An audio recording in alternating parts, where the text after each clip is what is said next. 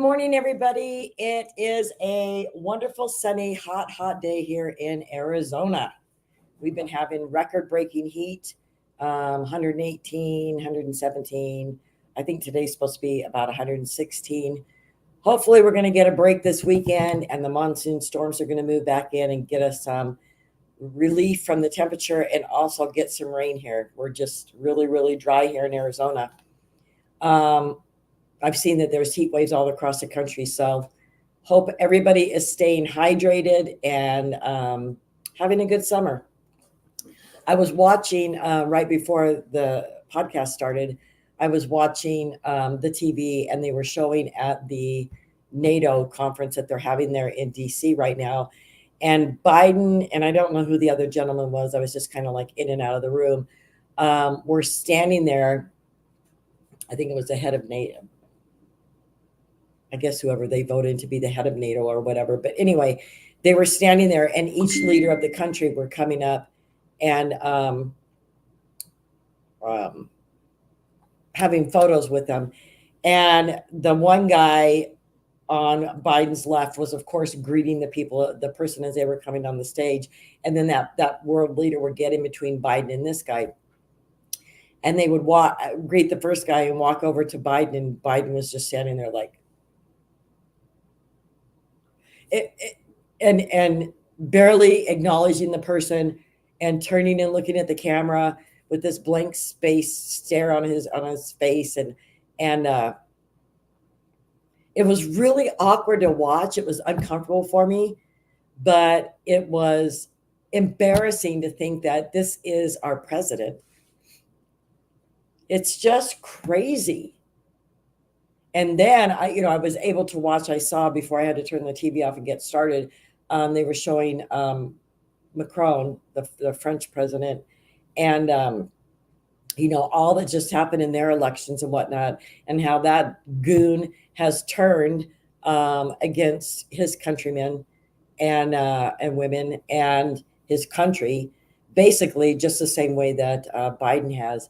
And when you look at things that are going on in every country, how these countries are turning away from their morals and their standards, and how they're sorry about that.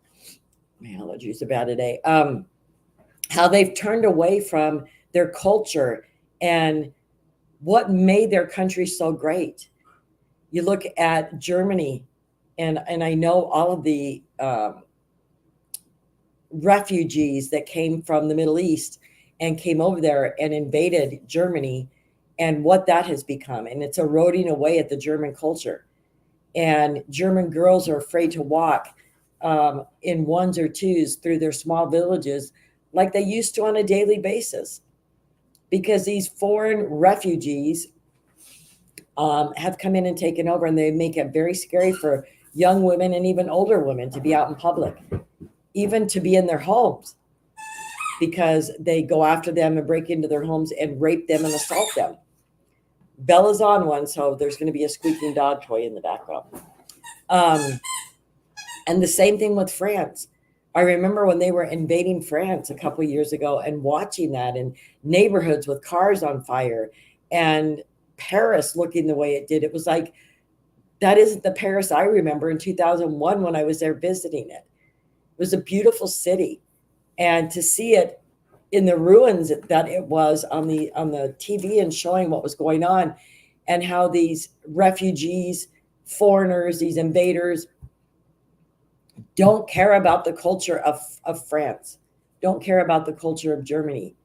They're going to bring their culture to the next place that they go to live. And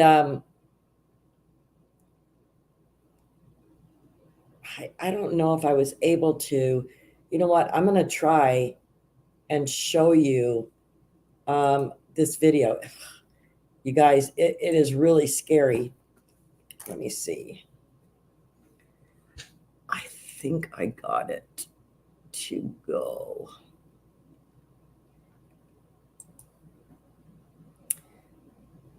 It was too large to 1,000 people die every year. All right, so I am going to share this with you. Let me get back here. I want you to listen very, very hard because this is Britain. And I remember when I was there, because my mom and I went on a trip to Europe in 2001. We went to England, and then we went over to Paris. We were in London and then Paris. And we had done a, shoot, I don't know how, here, maybe I'll be able to, I'll do this in a minute. We had done a red eye. And so when we got there, it was in the afternoon, and we went and got settled in our hotel room. And then we immediately went down to a little pub in the neighborhood where our hotel was to have fish and chips. And we were in there, and all of a sudden we kept hearing all this commotion outside where there were all these Middle Eastern protesters going by, holding signs and chanting in Farsi, and you couldn't understand what was going on, and it was chaos. And I looked at my mom and I'm like, oh my gosh, we're here in the middle of some uprising. But I didn't realize there was that many Middle Eastern people in England in 2001. And it was confusing. It was kind of like a brain boggle because you would be out in public and you would see these women, with their scarves covering their head and everything, but they had English accents. It was really weird.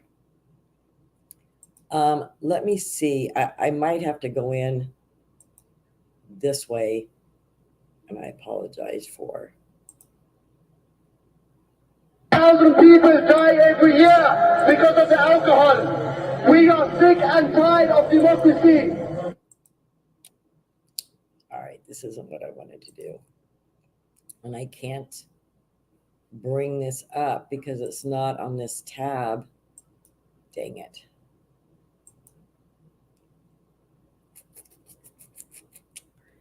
I want you to listen to this. So bear with me. I'm going to try and figure out how to get this. I think that I will be able to.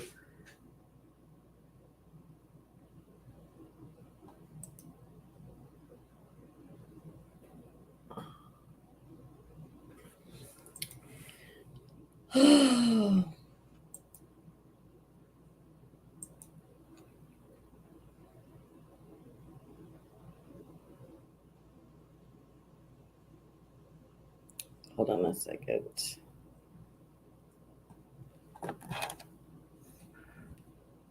Here. This is the way I'll do it. All right. All right. I think I have got it figured out.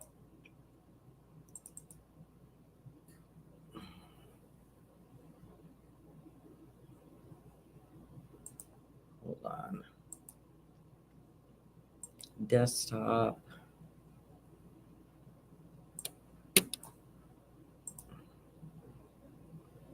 But it doesn't give me the option to save it. Oh, this is frustrating. Anyway, I'll figure this out and show it to you tomorrow. Sorry, up really close to the screen, but it's this video of these Middle Eastern protesters, and they're there in England. Now, you saw the elections that happened there. And the very next day after that all happened, they showed a cop there in London, in that traditional cop uniform. And it was really mind-boggling and confusing to me there because he's standing there talking in Farsi, wishing you a wonderful day and stay safe. And I'm thinking, this is England. This is London. And their law enforcement officers, for whatever reason they got going on over there, because I guess they're now in the Middle Eastern people or whatever group of people these are that are now in the majority and have taken over the government. I mean, I know that the mayor there was from the Middle East, and this is what's happened to England. And so these protesters and that guy, that video that I wanted to show you, he's basically saying, we're not going to stop until the flag, it's the black flag. So what is that? from the jihadists, the Islamic flag. We're not going to stop until this black flag is raised in every country. And then fast forward a few days to France from England, and you see what happens there. They've basically given in to these people. And then you look at the United States, and first of all, the fact that we were allowing foreigners, and especially people like Ilhan Omar and Rashid Tlaib, those people who are Palestinian and Somalian supporters, and they are only going to protect the Somalian and Palestinian interest here in the United States. They've said this on TV. There's a big rally that Elon was on, and a man was speaking saying, we are only here to protect the Somalian people's interests who live here. So that tells you there is no alliance to the United States. And yet we're allowing these people, these foreigners, to get into our congressional offices and start changing laws and reforming laws and doing things in their community, creating these groups of people who decide that now's the time to uprise against, the city council and the mayor here in our town. And from here, we'll go to the town 100 miles away. And we'll just continue doing that until we get to the point where we can just take over the state. Because really, that's what's happening in Minnesota, where Elon lives. So let me turn down the volume on my phone so we're not interrupted, because this will happen. But so those are the types of things, especially in the heated environment that we're in right now, with the invasion that has been forced on us and allowed to happen to us by Biden and the treasonous pig Mayorkas. When something like this happens, you need to take steps to protect your country, to protect its identity, to protect the culture, to protect the survivability of this country, the sovereignty of this country. You can't allow foreigners to come in here with their homelands, allegiance still in their blood, and come here and try and change another country to what you came from. If your allegiance is to Palestine, or if your allegiance is to Somalia, go home. Go home and go fight in your countries. Why aren't you fighting for the people of Somalia? Why aren't you fighting for the people of Palestine? Why are you here in the United States? Because what? You're afraid to go back to your home country? You're not going to put yourself on the front lines and in a scary position that maybe those people will be in, the citizens? You're cowards. Every one of you, you're cowards for coming here and trying to change our country into what you're leaving. You see what a failure your own country is. You see how it's been decimated by allowing terrorists to take over, by allowing the cartel to take over, by going on a rampage about defunding law enforcement because they're racist. No, these law enforcement agents put their life on the line.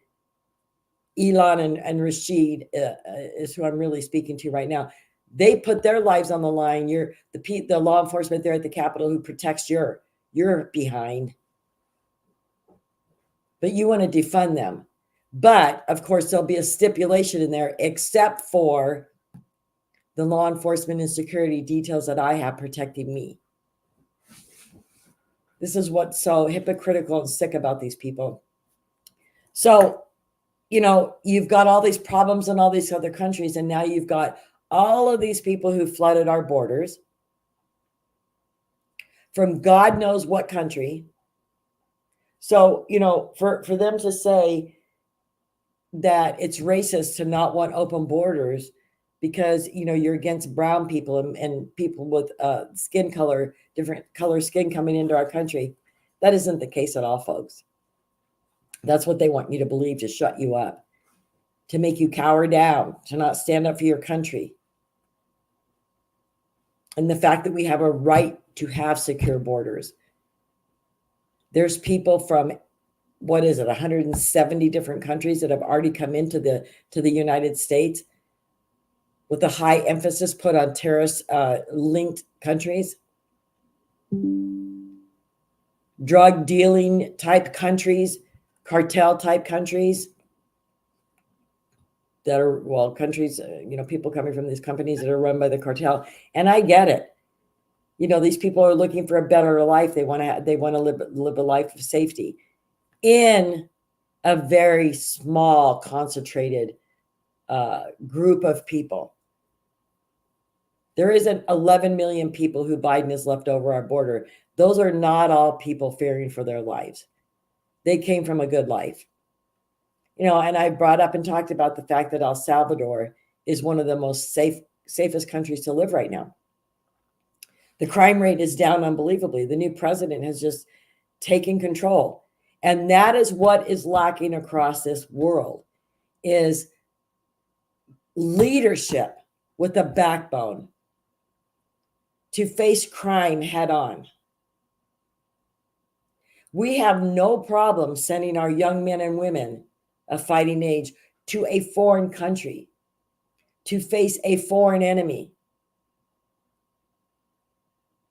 Why is it not important enough to have our military stand ground in the United States and face the foreign enemies who are coming across our border? Get our military down there.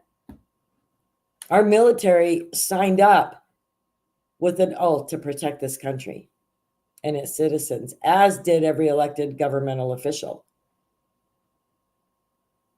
And unfortunately, under Biden, and under a lot of these Democratic governors and, people who've been put into place by the Biden administration, such as Mayorkas, they've got a whole different idea of what they want this country to look like, the makeup of this country. America was great and had people from many, many, probably 170 countries already living here. But these were the people who wanted to come to America because they wanted to be an American. And that was their goal for coming here, to apply for citizenship. I had a very nice conversation with a neighbor of mine the other night, and he was brought here as a young child. And he said, I really don't know. They went, him and his wife, and I think maybe one of their daughters, they went down to Mexico a few weeks ago. And I said, please be safe, and I was keeping an eye out on his house. And he said, he goes, I got really, really sick down there. The water, the food. He goes, it was a place for vacation, but he goes, to know that's where I came from as a child, I didn't even recognize it. I wouldn't have even been able to tell you that's where I came from. But he has lived a good life. He's proud to be here. Him and his wife have both owned companies. He's a hard worker. He's worked at the Albertsons, a local grocery store, before they closed it near our house. But he's always worked, as has his wife. One of their daughters went into the military. I think she was in for 4 years and came back. They are proud to be here. They are hard workers. They're not living off of the system. They're not troublemakers. He's been here all of his life, over 20 years. And these are the people that are labeled dreamers.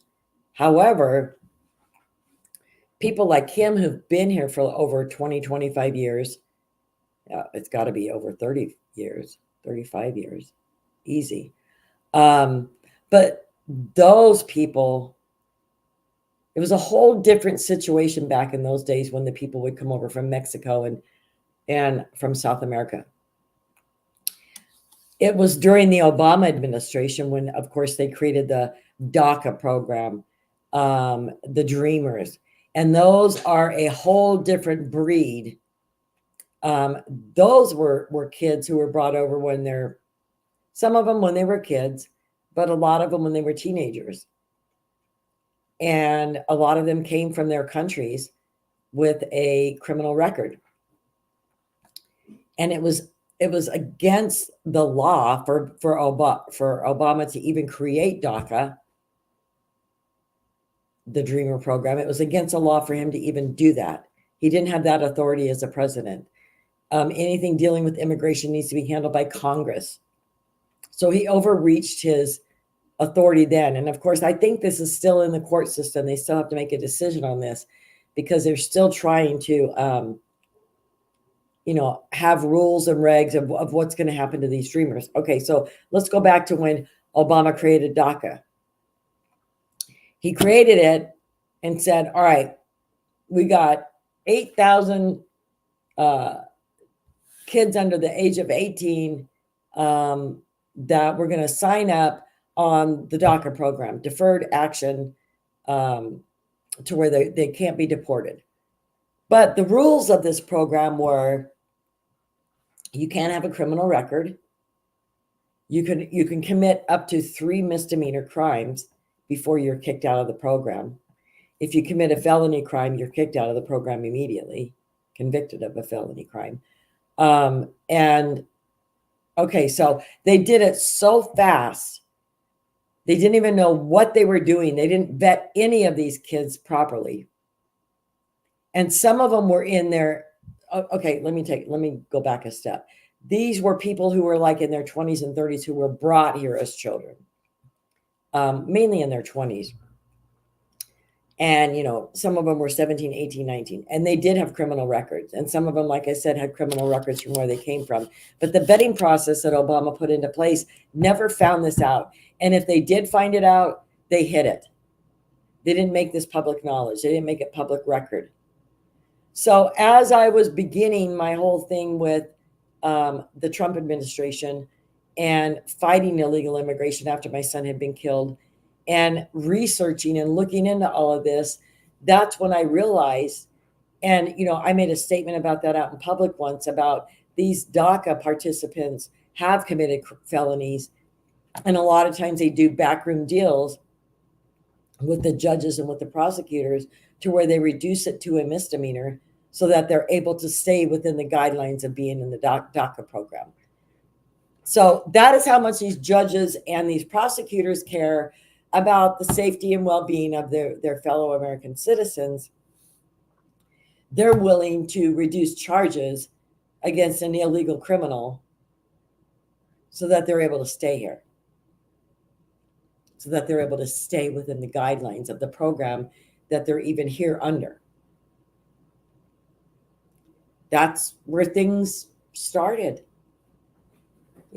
That's one of the little stepping stones that led to where we are today, because people weren't paying attention to what was happening.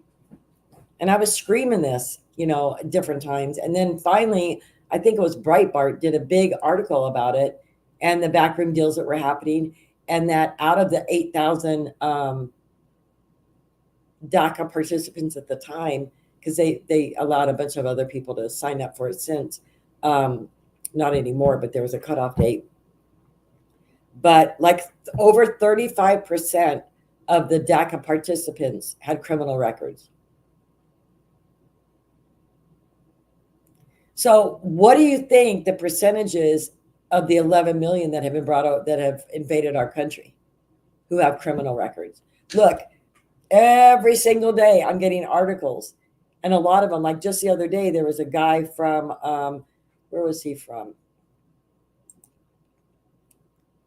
I think it was Ecuador. And he's been here since 2021. And for rape and, let me see, not that one.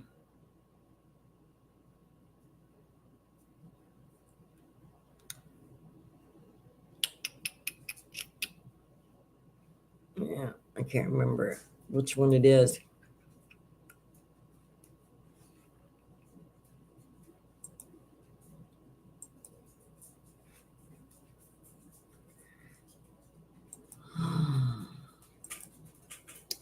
They anyway, So this guy was caught. I got some good videos to show you. I'm so thankful for this military wife who does this research for me. She's an amazing woman. And like I said, I don't know her first name, but or her last name, but the things that she does is unbelievable. The research. I'm sorry, trying to find this article. Anyway, this guy was wanted, I believe it was in Ecuador, and that's ridiculous. Oh, I could show you these articles all day long. It's just insane. So been here since 2021, and they finally caught up with him. And when he came to the border, here's the big question. Why wasn't he immediately deported? Because of the correct vetting that should be being done at our borders, right? Why isn't the correct vetting being done? Why wasn't this guy caught in 2021 when he was attempting to cross a border? Why was he allowed to come over? That never should have happened, folks. It's because they're not interested in doing the right kind of vetting that needs to be done. All right, I can't find this article. There's too many that she sends me. And I mean, it goes on and on and on and on. All right, so I'm going to share a couple of these stories with you.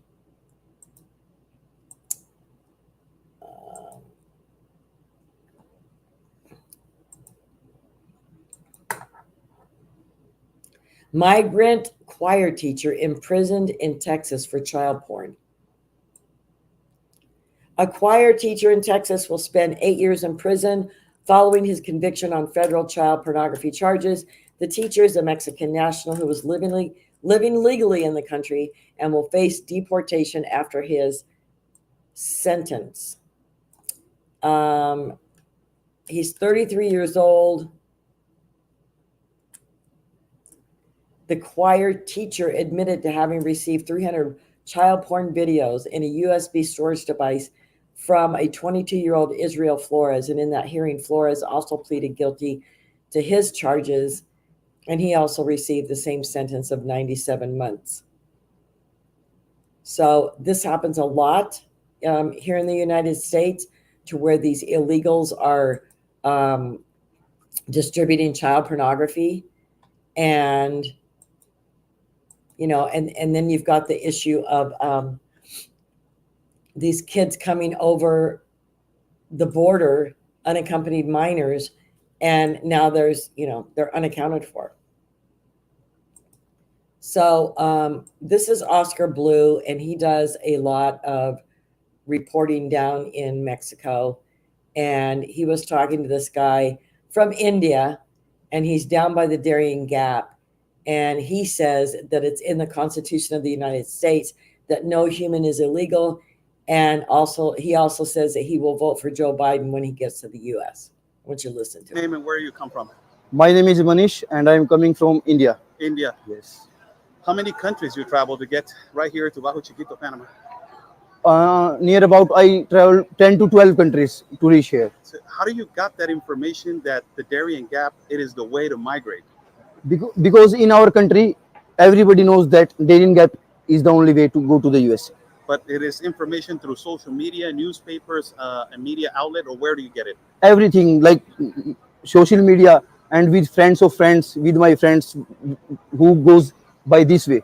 So you paid a tourist package to get over here with somebody, or how much money have you spent? No, I don't know how much money I spend here and who is the tourist package.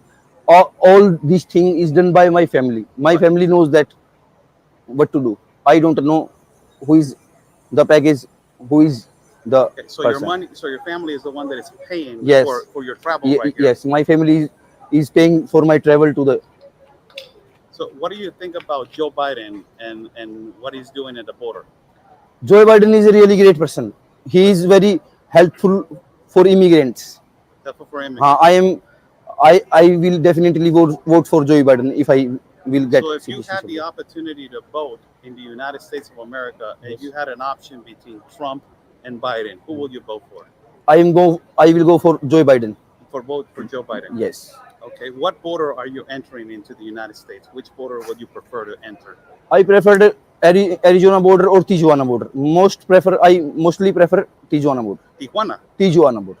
Tijuana. Yes, Tijuana. Yes, I'm yes. from Tijuana. You are from Tijuana? Yes, I'm from Tijuana.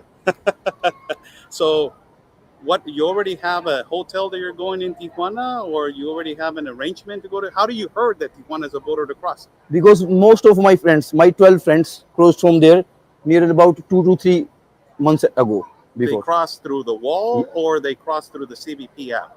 No, they crossed through the wall. The wall. So Yes. they paid somebody to cross through the wall so they can get to the United States. Yes, yes, Yes. Wow. And you heard that connection, it is the one that you are going to use to also Yes. cross to the United States. There are many.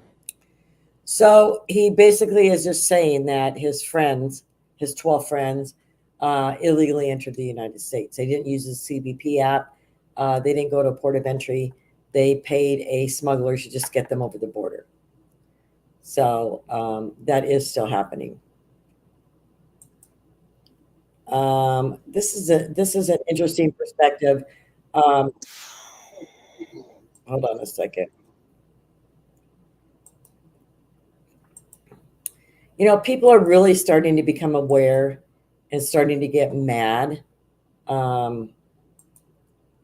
because they realize how this is starting to affect their lives, because they're starting to pay attention now. Depot. This is the Home Depot in my neighborhood. Okay? Look at this soliciting that's going on in my fucking neighborhood. Sorry for the language. All right? Come 2024, there goes another one walking that way. You see him knapsacking, you know, hanging around, drinking beers because they ain't got nothing else to do. And as the day grows on, the rougher they get, the more rowdier they get. And guess what? They'll get arrested and get released. Okay, America? I want you to see what's going on. Donald Trump is not fucking lying. They're coming from Congo. They're coming from everywhere. They're coming from Venezuela, Ecuador, Chile, everywhere. Africa, Haiti. They're all over this fucking New York City, man. America, 2024, Donald Trump. Let's make America great again.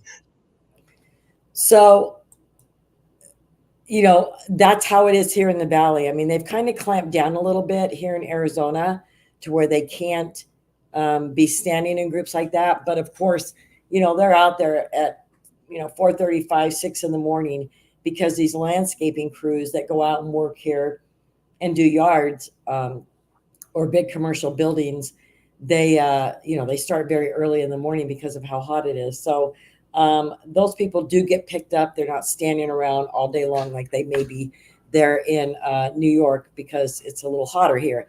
But this is happening all across the country. And like I said, people are becoming more aware of it because we're talking about it, because it's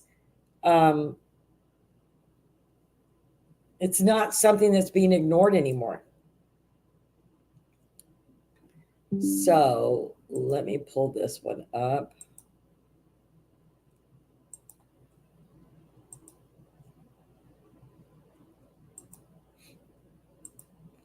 Let me get it back to the beginning. They're pulling in a C-Force. That's the sound of police responding during a busy holiday weekend to 8 migrants seen running out of this suspected human smuggling boat after it landed in Mission Bay Sunday morning around 11 a.m. Probably 10 people running off into the parking lot of the Hyatt. They're pulling in a C-Force. That's the sound of police responding during. So this happens all the time, and this is down in San Diego. And these boats come storming up to the beach, at high rates of speed. That's why people pay attention, and there's so many videos of them. And they beach the boat, and then all of these guys jump out of it. Now, as I said last week on the podcast, with the CBP app, and with the fact that there's no vetting being done on those people on the CBP app, why isn't everybody using the CBP app and going through the port of entry? Easy speasy. This is how Mayorkas has made it for you. Super duper easy. Fill out the app, go to the port of entry. Welcome to America. Why are you still paying smugglers to get you across the border? Why are you on that boat, leaving the shore of Mexico at some point, going out and doing a big arc, and then beaching your boat in San Diego and bailing? Because you aren't good people. Because you're probably on a terrorist watch list. Because you're probably cartel. Because you're a nefarious being who's going to come in here and make trouble. Do something bad. Even though this is where these people want to end up, everybody wants to come to America, there are people who are coming across our border who want to do damage to our country and to its citizens. Why? If this is a place where you want to come. Because there's a one world order that wants to take over America and Western civilization as it's known. That guy, and that Muslim guy in England who I was trying to show you the video, he was saying alcohol is killing people because, of course, it's against a law for them to drink, Sharia law. And so there's many, many things that these people want to take away from us and make sure that we don't have, and put Sharia law into place. But let me tell you something, and I usually don't talk about this kind of stuff on the show, but it's an example of the hypocrites that they are. So I personally know a family from Afghanistan. And this was many years ago that I met them in California through a mutual friend. But I got to be very good friends with them. And I was having a conversation with two of the brothers. And they were telling me back then that there was like this mountain resort up in Afghanistan that had young boys up there.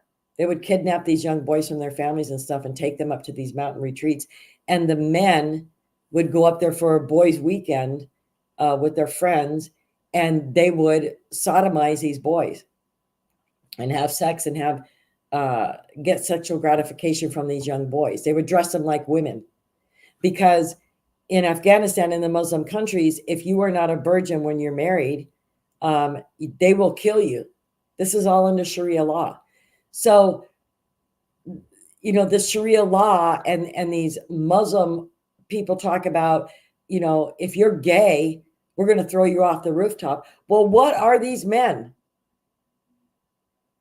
These Muslim men who are up there raping young boys, what are they?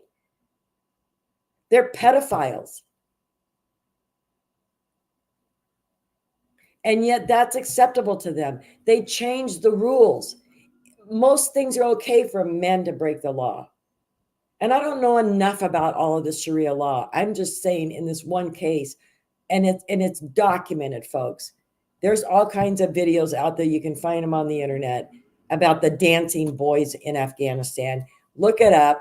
You'll find out that this is history, that this is true, that this is what these men do. Yet they will persecute a gay person when they have actually participated in the same thing, if not worse, because it's pedophile activities.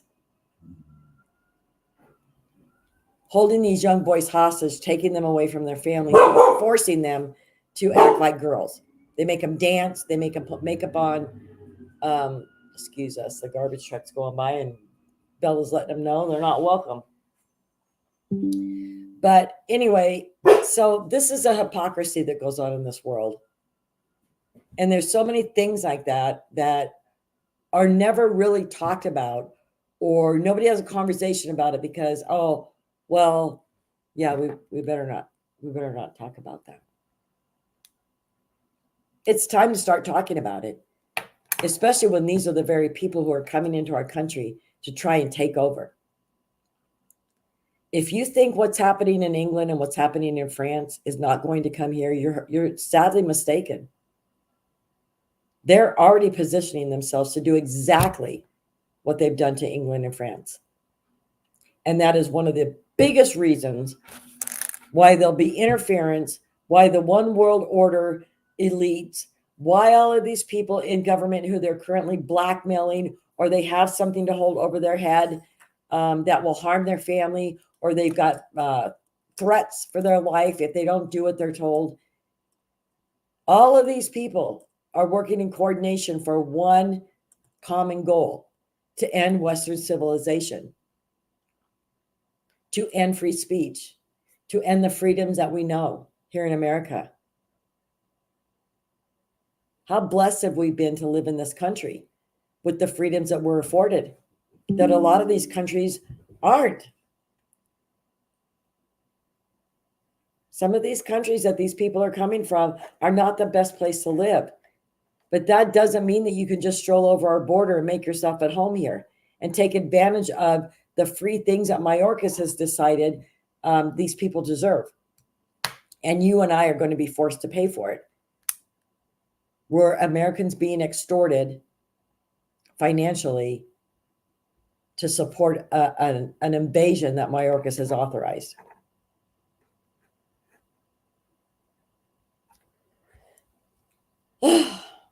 All right, I want to show you something here in Arizona.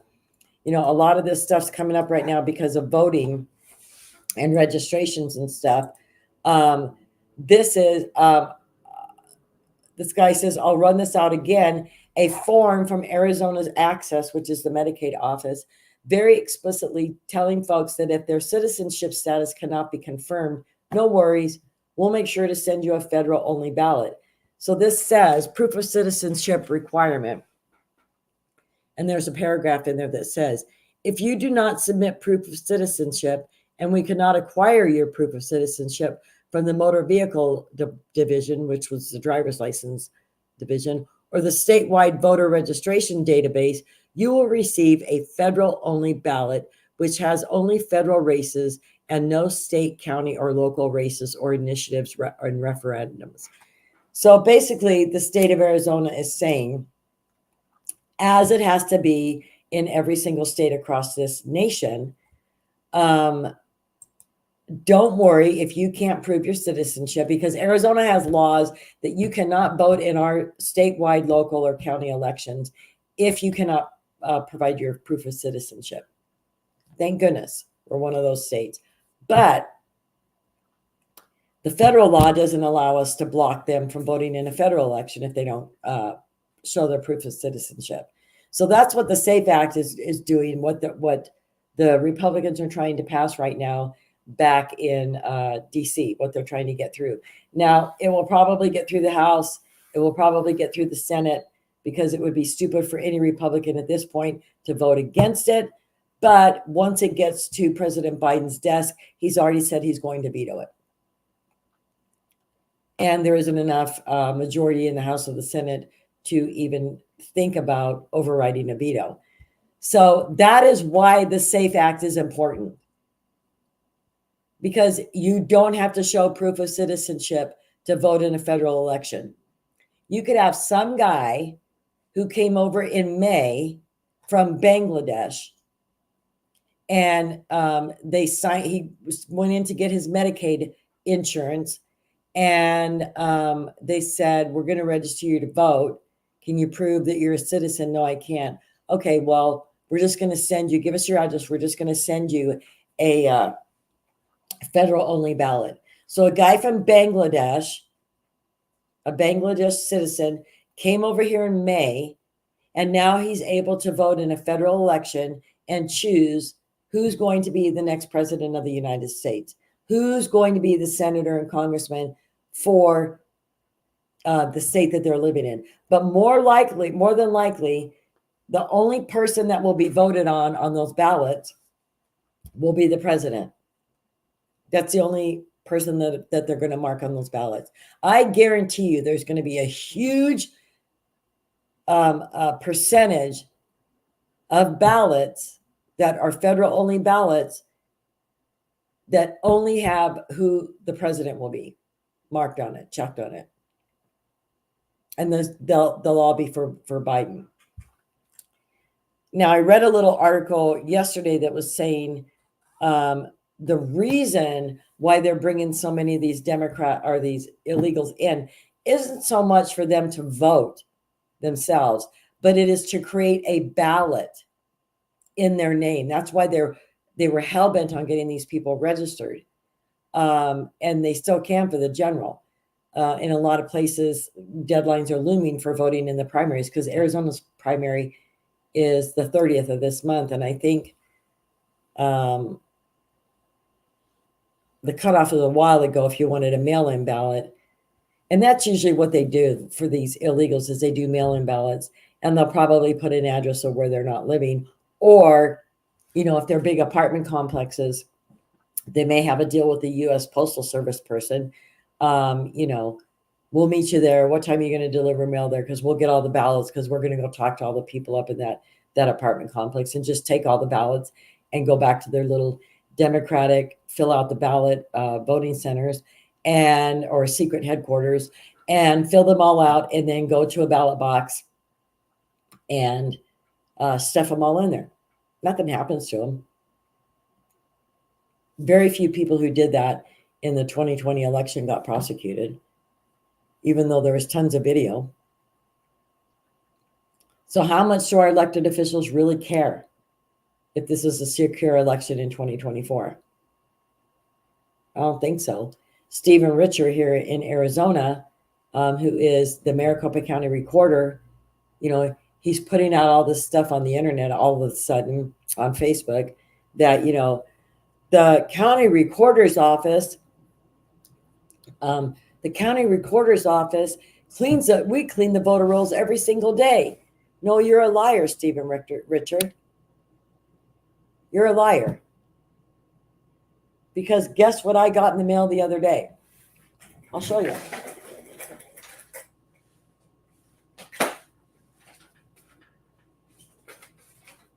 I'm going to show you. These are ballots that I have gotten over the years for my deceased son, for my son who's in the military who has registered to vote in the state that he's living at the time, voted in Texas. He's now voting in Georgia, and I will be getting a ballot for him and his wife here in the next week or two. Until I talk to a legislator in Arizona, I may not be getting a ballot for my deceased son this year, finally. I didn't get one for him for the presidential preference election, which was weird that I didn't get one for him because they kept coming to my house for years after he was deceased. Arizona has a vital statistics office where death certificates are processed. Why isn't the vital statistics office in touch with the Secretary of State office on a daily, if not weekly basis to give them a list of all the deceased Arizona citizens so that they can take them off the voter rolls? Why is it up to the grieving family to have to call down there to the Secretary of State office to say, hey, can you please take my deceased son off the voter rolls? That's the last thing I'm thinking of. But in this highly computerized, high-tech world that we live in, you would think there would be some connection with the Vital Statistics Office and the Secretary of State and the voter records. Good morning, Laura. I see you saying hi. And good morning, Bacon Nation, the Bacon Master, Walter West. Who counts the federal only ballots? Well, I have no idea. I'm sure they all go down to the Secretary of State office and then get transferred over in the back of a truck that nobody knows what's in there to the Runbeck offices to be counted there in secret. Like it happened in 2020 and 2022 here in Arizona, in Maricopa County. There is no confidence in what is happening. And that's a sad thing because, you know, I'm spending a lot of my time door knocking in 118 and 114 and 15 and 16 degree weather, door knocking with disengaged voters here in Maricopa County to try and let them know the importance of them getting out and voting this year. I don't think my vote matters. I'm so sick of politics. There's so much cheating here in Maricopa County. Do you really think we'll win an election? Never, because they're never going to let Republicans win again. And it's really hard to stay positive when you know down in your gut you've got the same question yourself. Can we trust these people? Now, Stephen Richer is a Republican, and he is the Maricopa County recorder. And coming out of a debate with some of the Republican challengers that he has here in Maricopa County for the election, coming out of the debate, a reporter said to him, "Who did you vote for in 2020? Trump. Who are you voting for in 2024? Biden." Right out of his own mouth. And yet we have former Arizona Governor Doug Ducey, Arizona former Governor Jan Brewer endorsing Stephen Richer for Maricopa County Recorder. And he said on TV, on video, "I'm voting for Biden." This is what the Republican Party has become. There's a huge fraction here in Arizona to where you've got the McCainites, and you know, the Doug Duceys, Jan Brewers of the world, who have their own idea and agenda of what they think needs to go on here and who needs to be in positions down at the House, down at the Capitol here in Arizona, as the governor, as the county treasurer, as, you know, all these county positions here in Maricopa County. It's the biggest county in Arizona, one of the biggest counties in the country. But these people won't step out of the way and move and retire and leave and let new, fresh ideas and new, fresh people come forward. And it doesn't always need to be your way or the highway. You did your gig. You were the governor, Ducey. You know, I had big questions about his integrity back when he was the governor and his drinking issues that he had. Jan Brewer, you know, she was questionable. She was a great Republican governor and got some great things done here in Arizona. But since she's left office, it's questionable who she's endorsed and who she, you know, hangs out with. And it's just a different perspective of the political world when you get involved in politics like I am, and I'm running for office and I'm watching what happens to a person when you run for office, and the kooks that come out of the woodwork and the dirt that they try and find on you, which, you know, the only thing they've ever been able to find on me was a Halloween costume from 14 years ago when I was dressed as Aunt Jemima. That's all they got. Oh, and a retweet about the Federal Reserve. How dare I retweet anything about the Federal Reserve and the Rothschilds and what they've done to this country? How dare I? So I'm anti-Semitic. So those are the two things they have on me. I have a squeaky clean record. I have Secret Service clearance. I've passed many lie detector tests to work for the Mesa Police Department as a volunteer. I don't have any issues that anybody could come back on me about except those two issues. And believe me, they play it to the hilt, right? But we're supposed to be okay with men dressing as women, and I'm supposed to address them accordingly. She, her, Zer. No, not doing it. All right. I can't believe this 55 minutes has gone by this fast, but thank you for tuning in today, and we will be back tomorrow. And Bella says goodbye, and I hope you have a wonderful evening.